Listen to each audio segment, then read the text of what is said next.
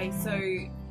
I've been doing face reading training for a little while now, and this is my third round. And I've found with this particular training that it's embodied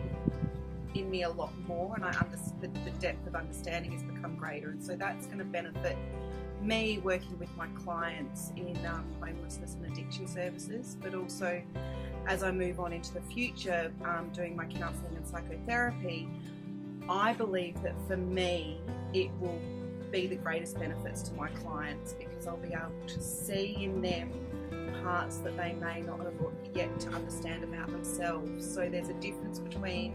stories people have about themselves and can sometimes be stuck in, and the face reading enables you as the practitioner to unlock that just a little bit quicker and a bit more delicately, and I think for me with a lot more compassion. The face reading has the positive and negative aspects, but it gives you a really deep and more beautiful understanding of a person who's sitting in front of you, and enables you to take that judgmental cap off, where behaviours may be confronting or be what we call counter-transference, when we get activated or triggered by someone else's stuff, and you can see in the face where that's coming from, and it just gives a lot more compassion and tolerance and understanding.